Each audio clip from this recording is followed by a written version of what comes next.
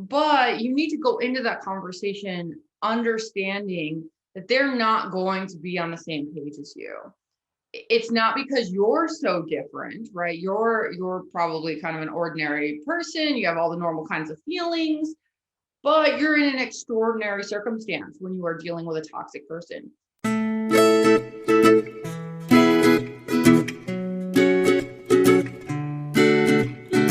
Hello, and welcome to my YouTube channel. My name is Louise Williams, and I'm the founder and CEO of Empowerment Through Thought. We are a philosophical coaching business, and we help survivors of toxic relationships navigate brain fog and create the life that they deserve. Today, I'm going to be talking about 3 things you can do to improve your conversations with family members about the toxic person in your life. The idea here is not that the family members you're going to be talking to are actually toxic. These are kind of folks on the periphery of the toxic person. Maybe they're a little bit more distant, something like that. These kind of conversations can be really painful for those of us who understand and are working through a relationship with a toxic person. So I want to give you a couple tips so that you can get through that situation and get what you need from those conversations. Okay, so tip number 1. Don't expect your family member to really understand what you're telling them. Now, this can be really painful, right? Because when we go to our family, we go to people for support, we really want them to understand. We want them in general to agree with the way that we're seeing the world. We want them to at least be able to relate to some extent to what we're saying. But the truth is, if these family members don't have any experience with toxic people, they're probably not going to understand. Toxic people are really different than how most folks operate in the world, right? They're engaged in so much toxic behavior, they don't even notice that it's toxic. They're often very manipulative.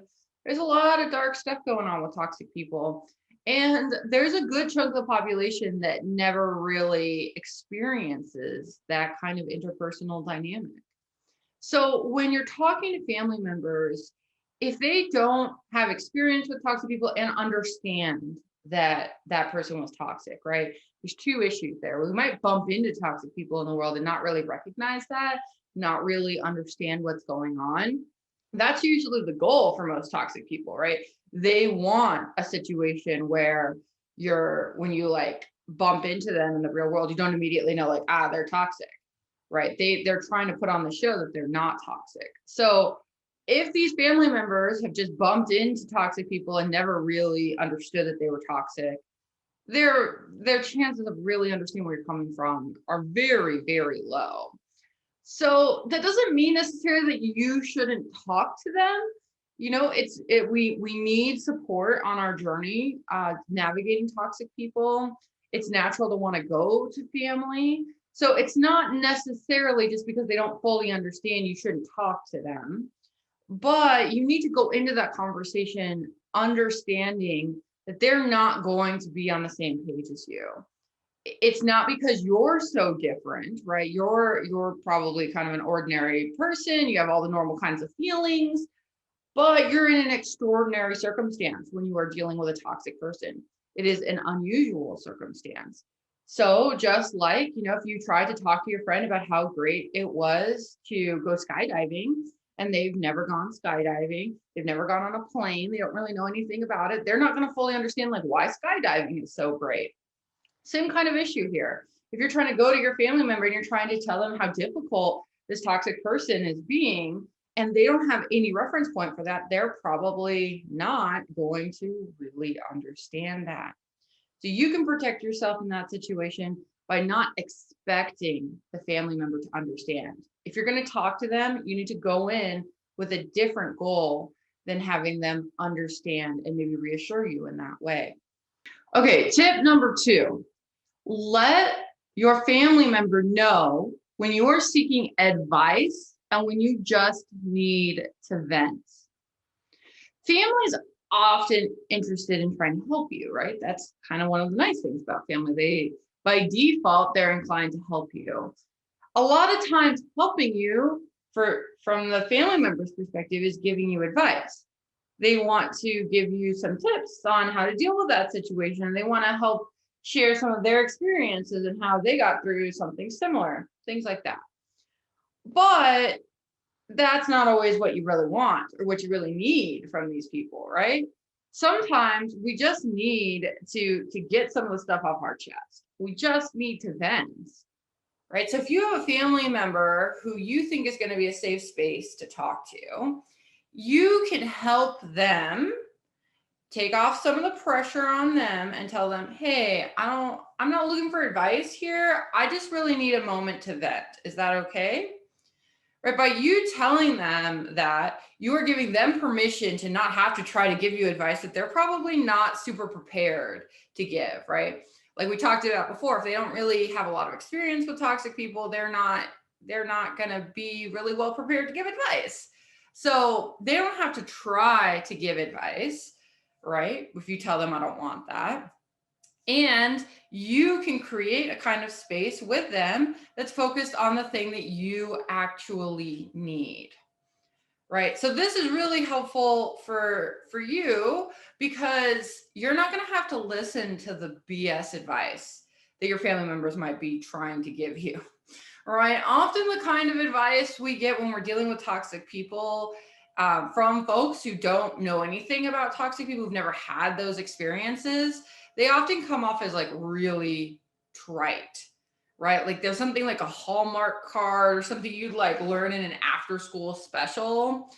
And most of the time, for those of us navigating toxic relationships, we've moved way beyond the place where that advice was helpful, right? We have tried to live and let live. We have tried to, forgive. We've tried to do all of these different things, and we're still facing like these pretty serious problems. So you can save yourself some trouble if you tell the person before you even start talking about whatever issue you want to talk about. You can tell them like, hey, I'm not here for that. I appreciate that you might want to give me some advice, but like right now, what I really need is just a place to vent. So get ahead of that issue, right? Before you start getting the crappy advice, just let them know, I'm not here for that. Time for our last tip. Tip number 3, choose what you do and do not talk about.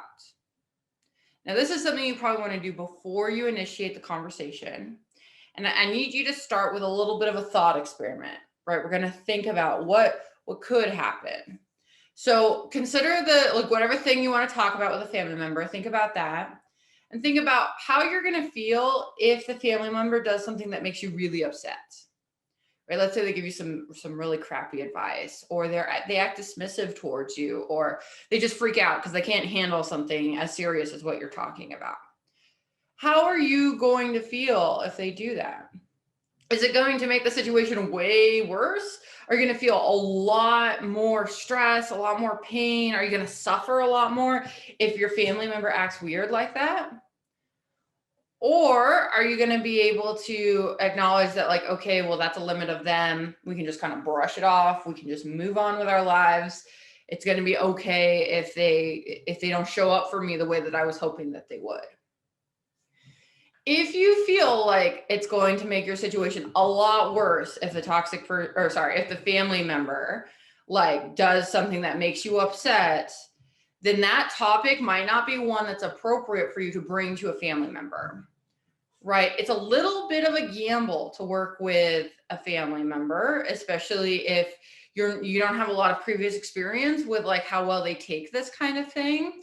So I don't want you to gamble with stuff that's going to, make the difference between you being able to get through something and you not being able to get through something, right? I want you to seek family members for support on things that you are feeling good enough about, that if they go and do something weird, it's not going to be the end of the world for you, right? So the rule of thumb that I use to help me decide, like, okay, is this the kind of thing, like, I know I need to talk about it to someone, but is this the kind of thing I can bring to family in particular? I try to think about what is the most raw things. What are the things that have just happened to me? What are the things I'm just starting to process? And then what are the things that are a little bit more of a scar than a wound, right? They're not so fresh. I've had a little bit of time to work on them. I'm not going to freak out if somebody does something wrong on, in response to me bringing this to them. In general, if you stick more to the stuff you've already had some time to process, the things that are a little bit less raw, you'll be able to handle if the family member acts weird, and it won't cause you so much harm. It'll probably still hurt. It's not great when family members do this kind of thing. It's not the most helpful thing, but you don't control them, right? You control yourself, and you control what you choose to talk about. So I want you, before you start the conversation, to decide what are the things I'm feeling okay to talk about here, and what are the things I don't want to talk about here, right? And if your family member starts to try to guide you towards something that you're not ready to talk about, right? You can tell them like, hey, I appreciate this conversation. It's been really great. I think it's time for me to get off the phone, or whatever it is, right? So by choosing what you do and do not talk about, you're giving yourself the opportunity to decide in advance what vulnerable moves you're going to make in this conversation. It might feel calculated, it might feel a little bit cold, but it's really because when you're dealing with a toxic person, you are in an extraordinary circumstance. You are doing something that's unusual for most people. And because of that, there's some extra work that you need to do when you're interacting with other people. That work is going to make sure that the family member isn't put in a position where they are having to respond to something that they can't deal with. It's going to protect you so that you don't have to deal with the extra burden of your family also freaking out on you when you already have enough on your plate just dealing with a toxic person. Now, if you decide that the family member is not an appropriate place to go to with whatever difficult thing you're dealing with a toxic person, that's totally fine. I still encourage you to get some support. Of course, an obvious place to go to for that support is to go to folks who actually understand something about toxic people. I'm one of those places. If you're in need of a space to vent, or if you want advice, or you want to work through the stuff that's going on in your life with toxic people, I work with folks one-on-one. You can head over to my website, empowermentthroughthought.com.